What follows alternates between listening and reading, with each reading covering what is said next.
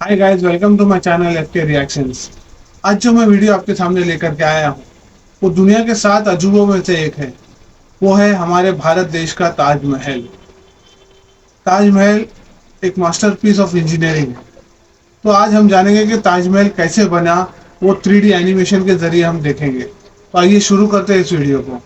ताजमहल को लेकर एक सबसे बड़ा मिसकंसेप्शन यह भी है कि इसके नीचे 22 कमरे बने हुए हैं। तो चलिए आज उनको भी देख लेते हैं। ताजमहल को व्हाइट मार्बल से बनाया गया है, पर ऐसा नहीं है। शाहजहां और मुमताज महल की कब्र बनी हुई है। यह असल में फेक टॉम्ब है। इसके अंदर कुछ भी नहीं है। ने सबसे पहले चैलेंज लिया कि जमीन को तब तक खुदाई की जाए जब तक मजबूत मिट्टी या स्ट्रॉन्ग रॉक ना आ जाए। ताजमहल 400 साल पहले बनाया हुआ इंजीनियरिंग का एक जबरदस्त मास्टरपीस है जो आज भी पूरी मजबूती से खड़ा है। इसकी टेक्नोलॉजी को देखने के बाद साइंटिस्ट आज भी ऐसा मानते हैं कि शायद ही आज फिर से ऐसी बिल्डिंग बनाई जा सके। जितना अट्रैक्टिव ताजमहल देखने में लगता है उससे भी ज्यादा अट्रैक्टिव इसकी इंजीनियरिंग है और शायद इसी वजह से यह आज दुनिया के 7वें अजूबे में शामिल है। इस वीडियो में हम ताजमहल के कंस्ट्रक्शन की बेहतरीन इंजीनियरिंग को समझने की कोशिश करेंगे। ताजमहल आगरा में यमुना नदी के किनारे बना हुआ है और इसका साइट सिलेक्शन भी एक बहुत ही टेक्निकल डिसीजन था। यदि आप इस्लामिक आर्किटेक्चर को देखते हो तो ये मोस्टली गार्डन के सेंटर में बने हुए हैं, लेकिन ताजमहल की हम सैटेलाइट इमेज देखें तो यह गार्डन के सेंटर में नहीं बल्कि गार्डन के नॉर्थ में बना हुआ है। तो क्या यह एक मिस्टेक थी इस्लामिक आर्किटेक्चर की या एक ब्रिलियंट इंजीनियरिंग? यदि इन सैटेलाइट इमेज को थोड़ा ऊपर से देखें तो यहाँ पर भी आपको एक परफेक्ट सिमेट्री दिखाई देगी। ताजमहल के जस्ट ऑपोजिट साइड में एक और सेम टू सेम ऐसा ही गार्डन बना हुआ है जिसका नाम है मेहता बाग गार्डन, जो सेम साइज और सेम स्क्वायर में है। और आज की मॉडर्न इंजीनियरिंग से हमें पता चला कि उस टाइम के इंजीनियर्स ने नदी और इस गार्डन को भी इसी ताजमहल का ही पार्ट बनाया है। और इस हिसाब से देखा जाए तो ताजमहल गार्डन के एकदम सेंटर में बना हुआ है। और ताजमहल को मेहता बाग गार्डन से देखा जाए तो यहाँ से भी यह एक शानदार लुक देता है। इसके साथ नदी से यदि आप ताज को देखोगे तो नदी में ताज का शानदार रिफ्लेक्शन दिखाई देता है, जो असल में इंजीनियर्स के दिमाग में ब्रिलियंट विजुअल्स थे ताजमहल को लेकर कि यह बनने के बाद में कौन सी साइड से कैसा दिखेगा। ताजमहल का फाउंडेशन इतना मजबूत है कि अर्थक्वेक, फ्लड्स और भारी बारिश की सिचुएशन में भी यह शान से खड़ा रह सकता है। ताजमहल के फाउंडेशन का आइडिया मिलिट्री फाउंडेशन और सिविल इंजीनियरिंग से लिया गया है जो इनडिस्ट्रक्टेबल है। नदी के आसपास के एरिया में एक स्ट्रॉन्ग फाउंडेशन तैयार करना बहुत चैलेंजिंग काम है, क्योंकि एक तो पानी की वजह से मिट्टी का कटाव होता रहता है और ऊपर से फिसलन भरी मिट्टी जो किसी भी फाउंडेशन को डिस्ट्रॉय कर सकती है। तो इंजीनियर्स ने सोचा क्यों ना एक ऐसा फाउंडेशन बनाया जाए जो पानी की वजह से कमजोर ना हो बल्कि मजबूत होता जाए। तो इंजीनियर ने सबसे पहले चैलेंज लिया कि जमीन को तब तक खुदाई की जाए जब तक मजबूत मिट्टी या स्ट्रॉन्ग रॉक ना आ जाए। जिस तरीके से आज के टाइम में हम बिल्डिंग बनाने से पहले स्ट्रॉन्ग बीम बनाते हैं, ठीक उसी तरीके से ताजमहल के फाउंडेशन में स्ट्रॉन्ग बीम्स के लिए कुएं खुदाए गए और कुओं को तब तक खोदा गया जब तक कि स्ट्रॉन्ग रॉक की मोटी लेयर ना मिल जाए। और लगभग 15 से 20 मीटर की खुदाई के बाद सेवरल मीटर मोटाई वाली रॉक की लेयर मिली। 1632 में जब ताजमहल का कंस्ट्रक्शन स्टार्ट हुआ तो उस टाइम तक सीमेंट का आविष्कार नहीं हुआ था। तो इंजीनियर्स को एक ऐसे मोर्टार की जरूरत थी जो स्ट्रॉन्ग भी हो और पानी के साथ में मजबूती से टिका रहे। तो उस टाइम तक एज ए मोर्टार लाइम ही था जिसको चूना बोला जाता है। और आज भी बहुत सारे लोगों की चॉइस सीमेंट की जगह चूना ही होता है। कुआं बनाने के लिए सबसे पहले राउंड शेप में वॉल बनाई गई और फिर इसमें वुडन पाइलिंग की लेयर सेट की गई और सेंटर में एक लकड़ी की शाफ्ट सेट की गई और फिर चारों तरफ छोटे छोटे पत्थरों को भी भरा गया और साथ में चूना को भी भरा गया। फिर एक और वुडन पाइलिंग सेट की गई और फिर से लाइम और पत्थरों को साथ में भरा गया। इन छोटे छोटे पत्थरों को मलबा भी बोलते हैं। इस तरीके से 100 से भी ज्यादा कुएं बनाकर एक मजबूत फाउंडेशन तैयार किया गया जिस पर ताजमहल को बनाया गया। अरे यह क्या हुआ? यदि इस टाइप का फाउंडेशन हमने बनाया होता तो कुछ ही टाइम बाद में ताजमहल गिर जाएगा। और यह विजन आज से 400 साल पहले इंजीनियर्स के पास में था, क्योंकि जो लाइमस्टोन मुगल बादशाह शाहजहां के इंजीनियर्स ने यूज में लिया था उसको जब इलेक्ट्रो माइक्रोस्कोप से चेक किया गया तो काफी शॉकिंग रिजल्ट निकल कर आए। लाइमस्टोन में बहुत सारे स्मॉल ग्रेन्स, प्लांट डेब्रीज पाए गए जिनमें मोस्टली शुगर, काली मिर्च, चने का आटा और कुछ लोकल फ्रूट्स और ट्री रेजिन्स, जिसको पेड़ से निकलने वाला गोंद भी बोला जाता है, जो आई थिंक आपने ट्रीज पे चिपका हुआ देखा होगा। इन सब को चूने के साथ में मिलाकर फिर वेल में मलबे के साथ में भरा गया और कुएं से एक शाफ्ट को बाहर निकाला गया। और इस तरीके से हंड्रेड्स ऑफ कुओं से एक स्ट्रॉन्ग वाटरप्रूफ स्ट्रक्चर बनाया गया। अब यहाँ पर ध्यान देने वाली बात यह है कि इन वेल के अंदर लकड़ी एक मेन कंपोनेंट है और रिवर के पानी की वजह से यह जो वेल है उनके चारों तरफ पानी भरा रहता है और यह पानी एक ऑक्सीजन फ्री एनवायरनमेंट क्रिएट करता है और वेल में लगी हुई लकड़ी पानी में हमेशा भीगी हुई रहती है और लकड़ी पानी में ज्यादा मजबूती से रह सकती है जब तक उसको ऑक्सीजन ना मिले। तो यहाँ पर ताजमहल का फाउंडेशन यमुना नदी के पानी से ज्यादा मजबूत होता जा रहा है, लेकिन आज के टाइम में इंजीनियर्स के लिए एक बड़ी चुनौती यह भी है कि यमुना नदी का पानी सूख रहा है, जिसकी वजह से लकड़ी धीरे धीरे सूखने लगेगी जो फाउंडेशन में इनस्टेबिलिटीज क्रिएट कर सकती है। तो यहाँ पर फाउंडेशन की रेगुलर वॉचिंग रखी जाती है। यमुना रिवर के आसपास के एरिया में भी यदि आप घूमने जाते हो तो आपको वहां पर ऐसे कुएं बने हुए दिख जाएंगे जो शायद मिट्टी के कटाव को रोकने के लिए बनाए गए थे। कुएं के ऊपर जो शाफ्ट है इनको एक दूसरे से कनेक्ट करने के लिए यहाँ पर एक ब्रिक्स का स्ट्रॉन्ग स्ट्रक्चर बनाया गया जो एक शाफ्ट से दूसरी शाफ्ट से कनेक्ट होते हुए एक आर्च बनाती है और इस तरीके से यहाँ पर बहुत सारी आर्चेज और टनल्स बनाए जाते हैं। ताजमहल की बिल्डिंग का वेट 25,000 टन तक है जो पर स्क्वायर मीटर में 25 टन का प्रेशर डालता है। तो इतने हेवी वेट को इवनली डिस्ट्रीब्यूट करने के लिए इस तरह का स्ट्रक्चर तैयार किया गया। वेल को सपोर्ट करने के लिए लाइम का फिर से एक बेड बनाया गया और इसी तरीके से मलबे का एक और फाउंडेशन तैयार किया गया इन आर्चेज के अराउंड। इस तरीके से ताजमहल का मजबूत फाउंडेशन बनके तैयार हुआ जिसके ऊपर फिर से ब्रिक्स की एक और लेयर बनाई गई और इस लेयर के ऊपर ताजमहल की मेन बिल्डिंग का बेस बनाया गया जो लगभग 7 मीटर की हाइट का है। अब यहाँ से ताजमहल की मेन बिल्डिंग बनना स्टार्ट होती है जो वाकई में इंजीनियरिंग का एक अद्भुत इन्वेंशन है। आपके यहाँ पर एक डाउट आ सकता है कि आज के मॉडर्न इंजीनियर्स को यह कैसे पता चला कि फाउंडेशन कैसे बनाया गया था, क्या हमने इसकी खुदाई की थी? नहीं, ऐसा नहीं है। इस फाउंडेशन का पता करने के लिए जियोग्राफिकल इन्वेस्टिगेशन की जाती है जिसमें जियो रडार जैसे डिवाइसेस होते हैं जो जमीन के अंदर पल्सेस भेजते हैं और चेक करते हैं कि कितनी पल्स वापस रिफ्लेक्ट होकर आती है और इसी बेस के ऊपर जमीन के अंदर लेयर्स की जांच की जाती है। दोस्तों, एक बहुत बड़ा कंफ्यूजन है लोगों को हमारे एनिमेशन के कोर्स को लेकर। कुछ लोग बोल रहे हैं हमें ह्यूमन एनाटॉमी सीखना है, कुछ बोल रहे हैं हमें इंजीनियरिंग एनिमेशन सीखना है और सब लोगों की अलग अलग डिमांड रहती है। तो उन सभी से मेरा कहना है कि आपको जिस भी टाइप का एनिमेशन सीखना है आप हमारे एडवांस 3D एनिमेशन के कोर्स से सीख पाओगे जहां पर हमने A to Z 3D animation को कवर किया है।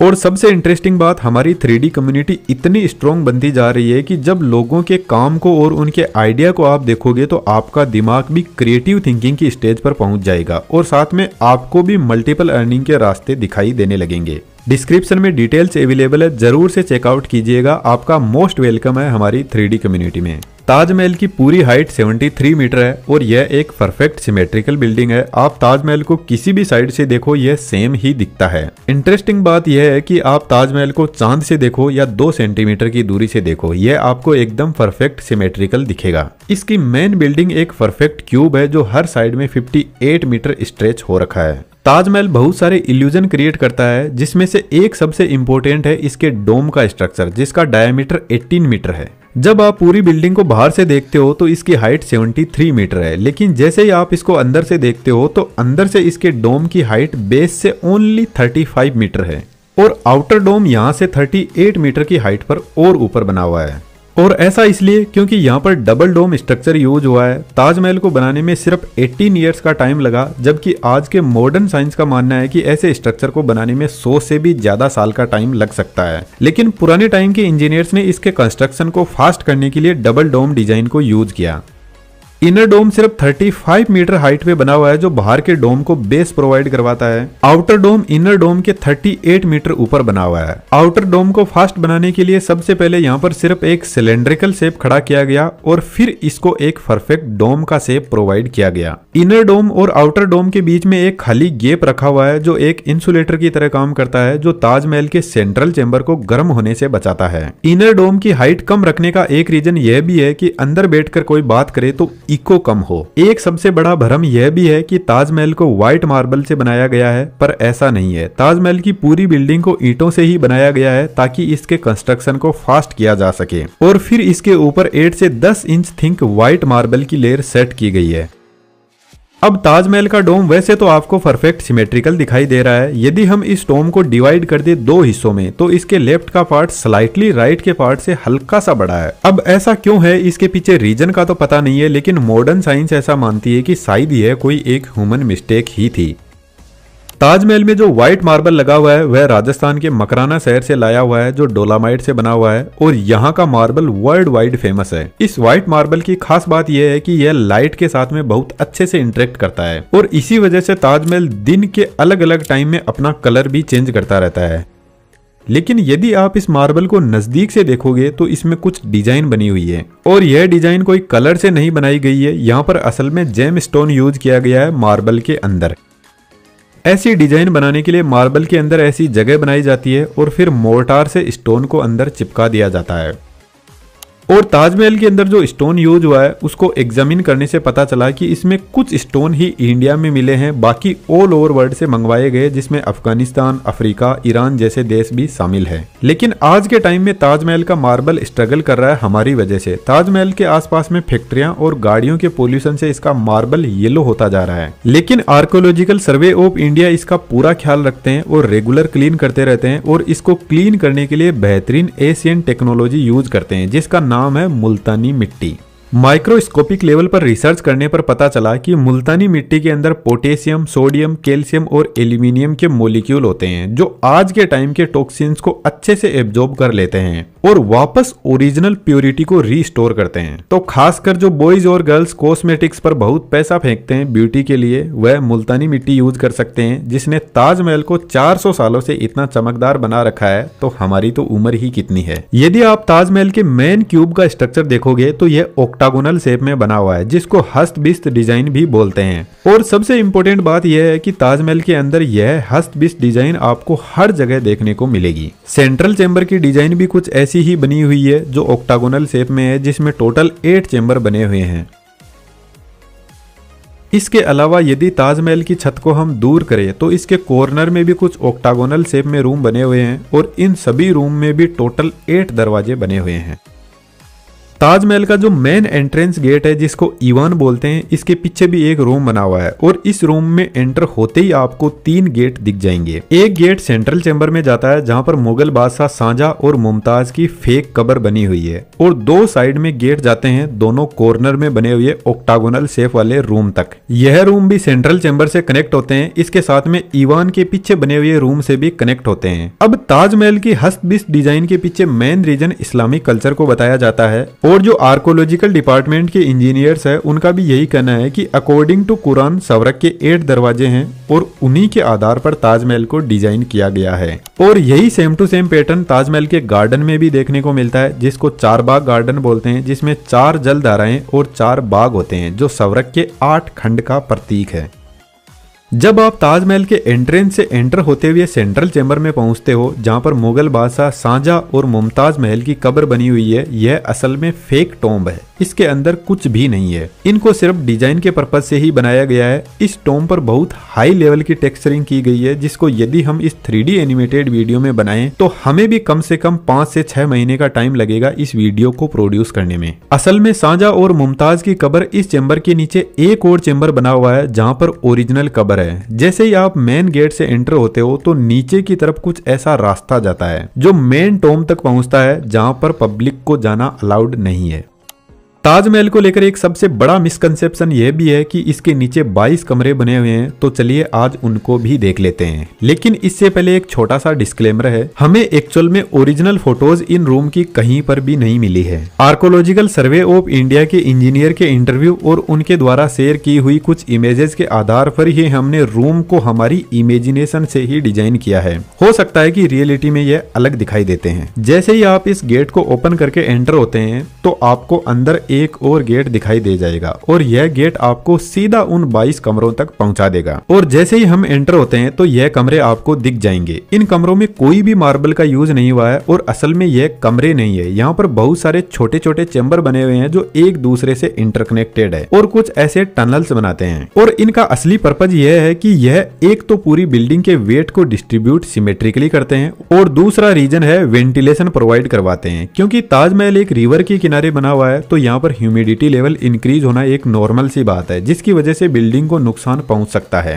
और इन टनल से एयर का सर्कुलेशन आसानी से हो सकता है, जिससे इसके ह्यूमिडिटी और टेम्परेचर को कंट्रोल किया जाता है। वैसे इन रूम को कोई भी स्पेशल पर्पज से नहीं बनाया गया है, यह ताजमहल के बेस का ही पार्ट है। ताजमहल के चारों कॉर्नर पर 4 मीनार बनी हुई है, जो फिर से एक ऑप्टिकल इल्यूजन क्रिएट करती है, जो यह दिखाती है कि ताजमहल एक बहुत ही बड़ी बिल्डिंग है। यह मीनार स्लाइटली आउटसाइड में झुकी हुई है, जिसके पीछे एक बड़ा रीजन बताया जाता है कि यदि अर्थक्वेक या कोई भी इन्वायरमेंटल डिजास्टर होता है तो मीनार गिर भी जाए तो मकबरे को नुकसान ना पहुंचाए, यह बाहर की तरफ ही गिरेगी। इन मीनार के अंदर भी स्पाइरल सीढ़ियां बनी हुई है, जिनकी हेल्प से ऊपर जाया जा सकता है। अब ताजमहल का एक पूरा ओवरव्यू देख लेते हैं। ताजमहल का यह मेन एंट्रेंस गेट है। जैसे ही आप एंटर होते हो तो आपको ऐसा लगेगा जैसे किसी चीज से पर्दा उठाया जा रहा है और ताजमहल आपके सामने अनवेल होता हुआ दिखाई देगा। इसके बाद में सबसे पहले आप पहुंचोगे चारबाग गार्डन में, जिसकी लेंथ 100 मीटर की है। इसके बाद में एक सैंड स्टोन का बेस बना हुआ है और इस बेस के ऊपर एक साइड में एक दरगाह बनी हुई है। ताजमहल की दूसरी साइड में गेस्ट हाउस बना हुआ है, जो पुराने टाइम के स्पेशल गेस्ट के लिए शायद बनाया गया था। इसके बाद में ताजमहल की मेन बिल्डिंग का बेस आता है, जिसके ऊपर इस शानदार मकबरे को बनाया गया, जो शान से दुनिया का 7वां अजूबा बनकर खड़ा है। और हमें इस बात का प्राउड भी है कि ऐसा शानदार स्मारक अपने देश भारत में बनाया, जो हर साल वर्ल्ड वाइड 70 लाख लोगों को अपनी तरफ आकर्षित करता है। उम्मीद करता हूँ ताजमहल आपको इंजीनियरिंग प्रोस्पेक्टिव से भी बहुत अट्रैक्टिव लगा होगा। तो देखा आपने ये वीडियो, पिछले 400 साल से ताजमहल अपनी मास्टरपीस ऑफ इंजीनियरिंग की बदौलत अपनी पूरी शान और शौकत के साथ दुनिया का 7वां अजूबा बनकर के खड़ा है और पूरी दुनिया से 70 लाख से ज्यादा लोग इसकी खूबसूरती को देखने के लिए आते हैं। तो कैसी लगी ये वीडियो आप कमेंट करके बताइएगा, और वीडियो अच्छी लगी हो तो लाइक, शेयर और सब्सक्राइब कीजिएगा। मिलते हैं फिर ऐसी ही एक इंफॉर्मेटिव वीडियो में, तब तक के लिए जय हिंद।